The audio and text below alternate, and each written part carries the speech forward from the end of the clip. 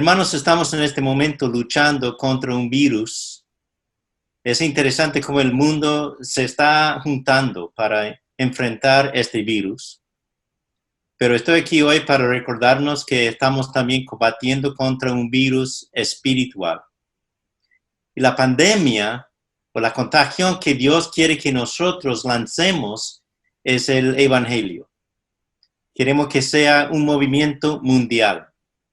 Estamos en una lucha. Esto es la guerra. El apóstol Pablo exhorta a Timoteo, por ejemplo, en 2 Timoteo, capítulo 2, 3 y 4. Tú pues, sufre penalidades como buen soldado de Jesucristo. Ninguno que milita se enreda en los negocios de la vida, a fin de agradar a aquel que lo tomó por soldado. Somos soldados, hermanos, soldados de la cruz. En Efesios 6, 10 al 18, un pasaje famoso, la Escritura por medio de Pablo nos instruye de fortalecernos en el Señor, vistiéndonos de toda la armadura de Dios. Y Juan en Apocalipsis, capítulo 12, habla de una gran batalla en el cielo entre Miguel y sus ángeles y el dragón, o sea, el diablo y los suyos, en lo que es una referencia a la victoria de Jesús en la cruz sobre las huestes del mal. Bueno, Jesús había declarado a sus discípulos que habría guerra entre la iglesia y el reino de muerte, y les aseguró la victoria. Vamos a comenzar en nuestra reflexión en Mateo 16, 13 al 18. Este es el pasaje en que Pedro confiesa su fe en Jesucristo como el Hijo de Dios. Y nosotros recordamos de que cuando Pedro le había hecho su confesión, Jesús contestó diciéndole que tú, Simón de Pedro, ya sos Pedro. Simón, hijo de Jonás, ahora es Pedro. Tú eres Pedro, y sobre esta roca edificaré mi iglesia, y las puertas del Hades no prevalecerán contra ella. Hay mucho debate, mucha discusión sobre cuál es la roca, sobre esta piedra. Yo pienso que es el poder y la autoridad de Jesús de transformar a personas como Pedro a la semejanza misma de Cristo.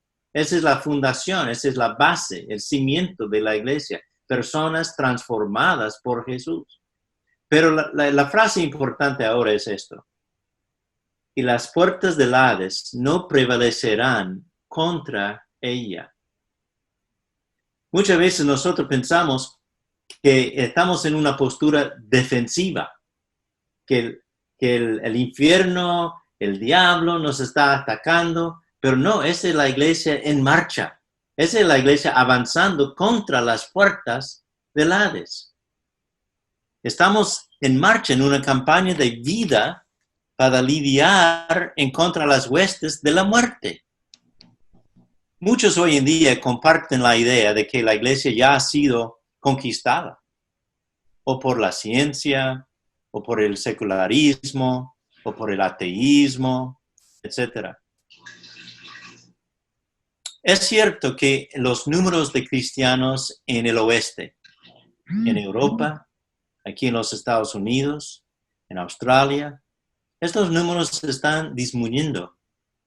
Pero en la Latinoamérica, en África, en China, el crecimiento del cristianismo es explosivo. Hermano, no tenemos que poner nuestra confianza en las cifras, ni ser afectados por los altibajos de los números de cristianos, porque nosotros tenemos la palabra del Señor. Jesús ha dicho que la iglesia y su avance es cierta y segura. Su iglesia es y será victoriosa en esta batalla espiritual. Entonces, este no es el momento de rendirnos o retroceder. Es la hora de tomar una decisión deliberada, de ser parte de la iglesia victoriosa, la iglesia que está en marcha. Hay varios requisitos que yo creo que nosotros nos hace falta para ser parte de aquella iglesia victoriosa. Y estos requisitos son provistos por un soldado verdadero de la cruz. Y quiero que nosotros en esta mañana veamos su ejemplo y sus palabras que están en Filipenses capítulo 3. Y vamos a leer en el transcurso de esta lección todo el capítulo. Pero Filipenses 3, vamos a ver las palabras y el ejemplo del apóstol Pablo en cuanto a la iglesia en marcha. Hay 3 requisitos para que nosotros seamos soldados de la cruz en una iglesia victoriosa. Vamos a leer los primeros 8 versículos de este capítulo y de allí voy a hablar un poquito. 3:1, Filipenses. Por lo demás, hermanos, gozaos en el Señor. A mí no me es molesto el escribiros las mismas cosas y para vosotros es seguro. Guardaos de los perros, guardaos de los malos obreros, guardaos de los mutiladores del cuerpo, porque nosotros somos la circuncisión, los que en espíritu servimos a Dios y nos gloriamos en Cristo Jesús, no teniendo confianza en la carne. Aunque yo tengo también de qué confiar en la carne. Si alguno piensa que tiene de confiar en la carne, yo más. Circuncidado al 8º día, del linaje de Israel, de la tribu de Benjamín, hebreo de hebreos, en cuanto a la ley, fariseo, en cuanto a celo, perseguidor de la iglesia, en cuanto a la justicia que es en la ley, irreprensible. Pero cuántas cosas eran para mí ganancia, las he estimado como pérdida por amor de Cristo. Y ciertamente aún estimo todas las cosas como pérdida por la excelencia del conocimiento de Cristo Jesús, mi Señor, por amor del cual lo he perdido todo y lo tengo por basura para ganar a Cristo. Nosotros recordamos la historia de Saulo de Tarso, ¿no es cierto? Era un hombre bien formado, bien preparado por estudios en Tarso y también bajo Gamaliel. Se crió judío y llegó a ser fariseo, esta secta más meticulosa, escrupulosa del judaísmo. Meticuloso fue él en guardar la ley y tan celoso que era que él persiguió a la iglesia del Señor. Pero como sabemos, rumbo a Damasco, Saulo de Tarso tuvo un encuentro con el Señor resucitado.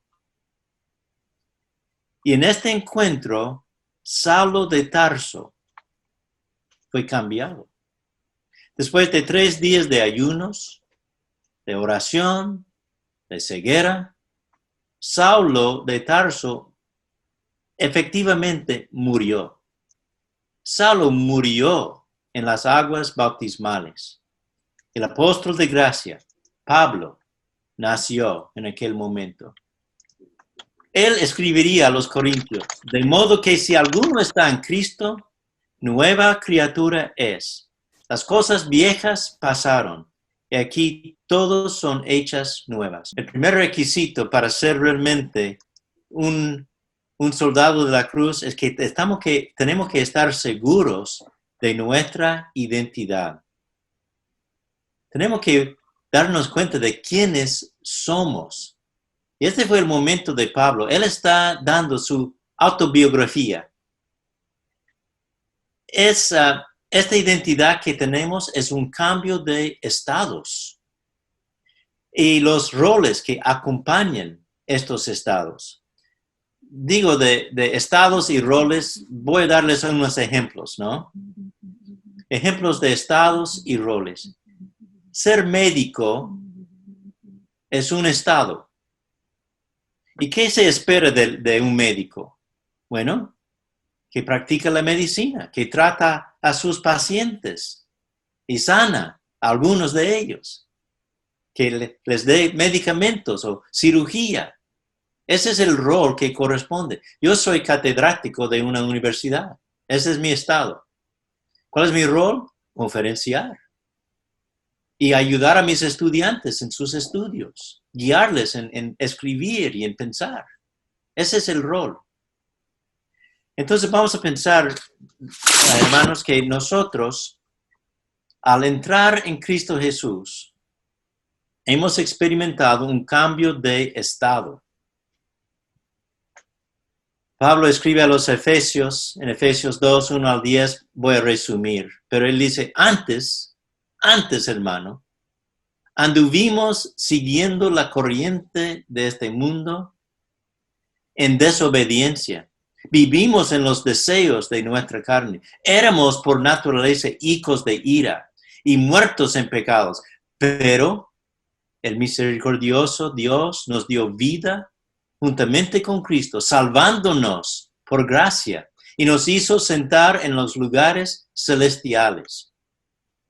Hay un momento de transformación, de cambio. Antes éramos, y ahora somos. Nuestra nueva identidad es discípulo de Jesús, seguidor del Señor. Es un estado nuevo. ¿Cuál es el rol que corresponde? ¿Qué hacen los seguidores de Jesús, hermanos? Los discípulos verdaderos, ¿qué hacen? Bueno, parece demasiado obvio. Hacemos lo que Jesús hizo. Seguimos la senda que Él nos dejó. Hermano y hermana cristianos, recuerden quiénes somos y la expectativa de cómo vivimos como consecuencia de este cambio de estado. Cuando todos nosotros estamos como individuos, viviendo como debemos, estamos en el proceso de transformación, conformamos una iglesia empoderada por el Espíritu de Dios. Alguien ha dicho, no es tanto que la iglesia de Dios tiene una misión en el mundo, sino más bien que la misión de Dios tiene una iglesia en el mundo. De nuevo, no es tanto que la iglesia de Dios tiene una misión en el mundo, es que la misión de Dios tiene una iglesia en el mundo. El plan de Dios para salvar a los hombres que se realizó en la cruz sigue extendiéndose por medio del mensaje del Evangelio y nosotros somos los portavoces de este mensaje. Esta iglesia está en marcha hacia la victoria. La pregunta que queremos plantear es, ¿seremos nosotros aquella iglesia? Podemos hacer aquella iglesia si recordamos nuestra identidad. Ese es el primer requisito. El segundo requisito es que tenemos que estar seguros en el poder de Dios. Tenemos que estar seguros en el poder de Dios. Vamos a leer en Filipenses de nuevo. 3:9.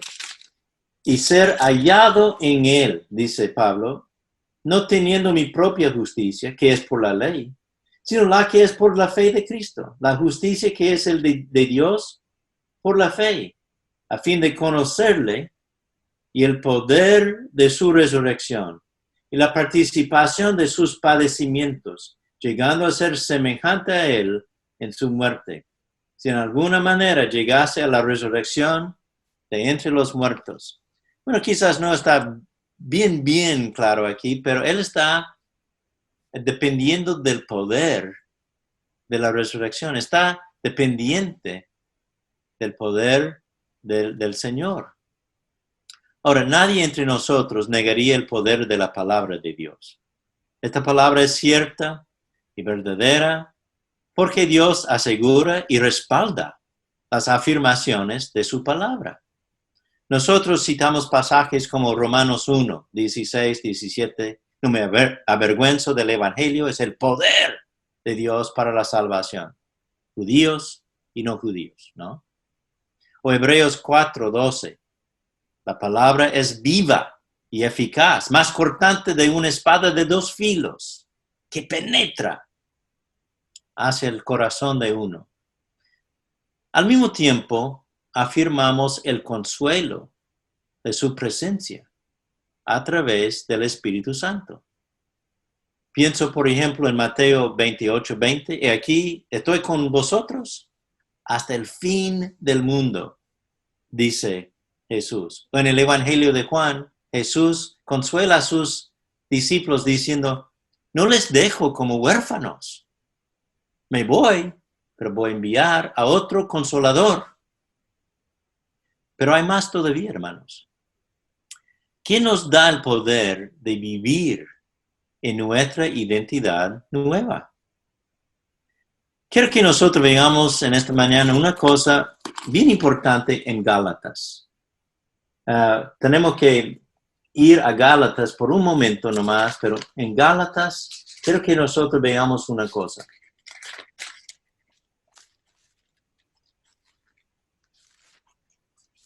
Capítulo 4, 19. Pablo está escribiendo a cristianos nuevos, algunos con trasfondo judío, muchos no judíos también. Pero él dice, hijitos míos, Gálatas 4:19, hijitos míos, por quienes vuelva a sufrir dolores de parto, hasta que Cristo sea formado en vosotros. Todos los esfuerzos, el empeño de Pablo ha sido para que Cristo fuera formado, para que Cristo fuese formado en ellos. Es el deseo de Pablo, el que Cristo se formara en ellos. Es un eco de Romanos 8:29, que Dios quiere que seamos hechos conformes a la imagen de su Hijo.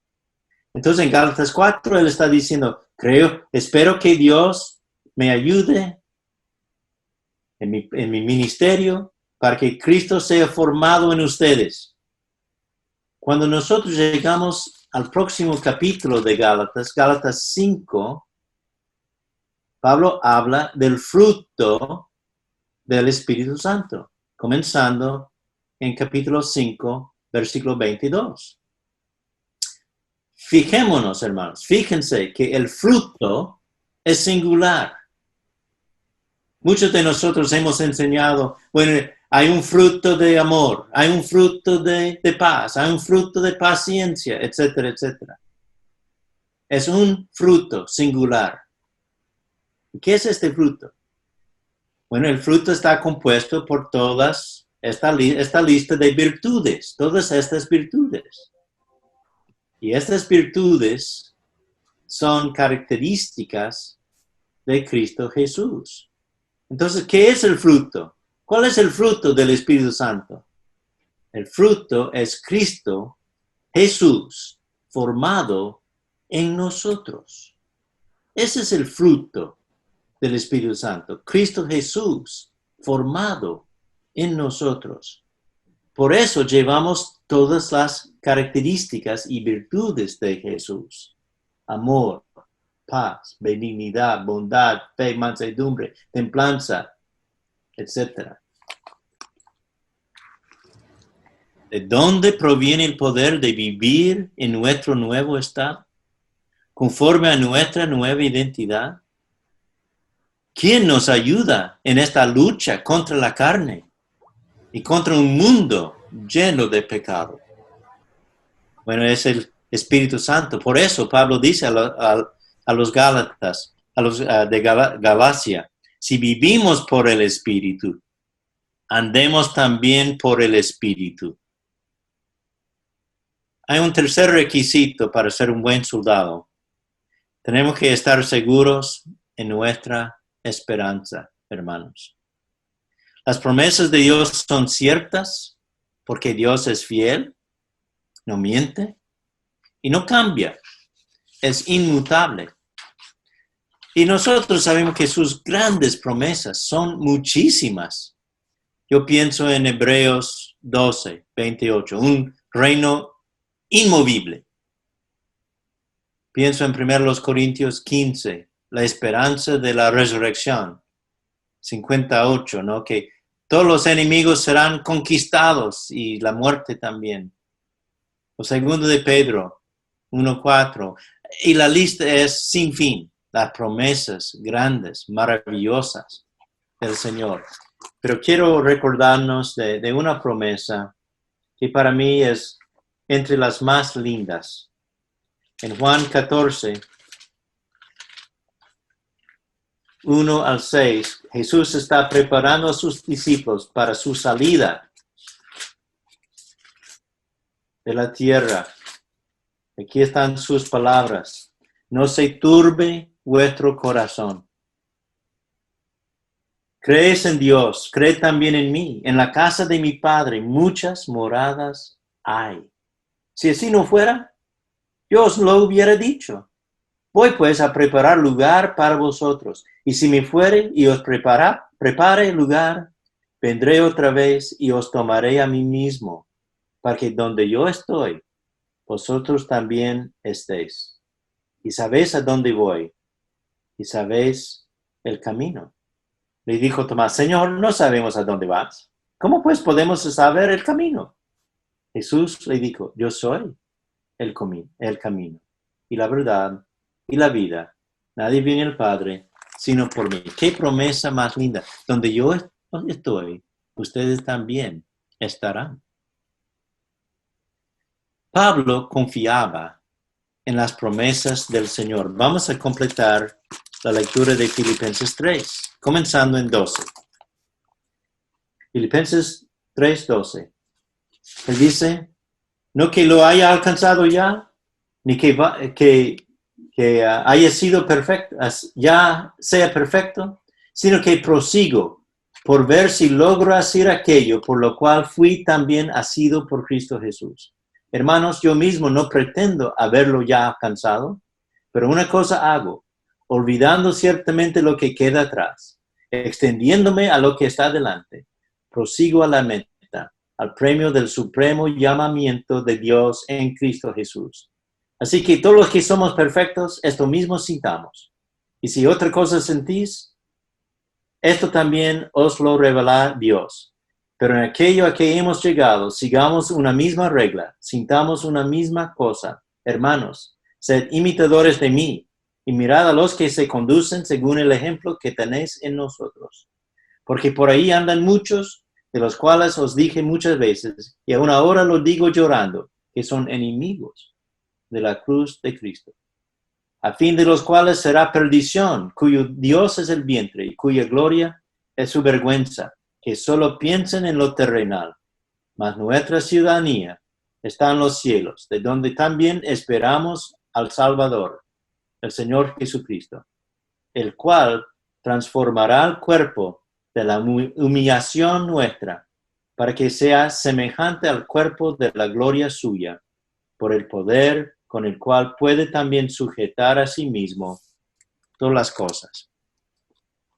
Ese es el Pablo que expresa su confianza en las promesas, quien escribió también a Timoteo, en 2 Timoteo 4, 7 al 8. Esta es la última epístola que Pablo escribió en su vida. Y él escribió diciendo, he peleado la buena batalla. He acabado la carrera. He guardado la fe. Por lo demás, me está guardada la corona de justicia, la cual me dará el Señor, juez justo, en aquel día, y no solo a mí, sino también a todos los que aman su venida. Yo no sé cómo, hermanos, no sé cómo se ve la batalla ahí en la República Dominicana. Pero estamos en una guerra. Estamos en una batalla entre las fuerzas de bien, del Evangelio, de la vida y las de la muerte. Estamos en contra a este león rugiente que destruye y trae la muerte. Pero sé que todos hermanos hemos sido llamados a una identidad nueva como soldados de la cruz, que vamos al campo de la batalla confiando en el poder y en las promesas del Señor. Con Dios a nuestro lado, seremos más que vencedores. Entonces, soldados, hermanos de la República Dominicana, adelantes en la lucha. Que el Señor les bendiga y gracias por concederme esta oportunidad de compartir con ustedes en esta mañana. Muchas bendiciones.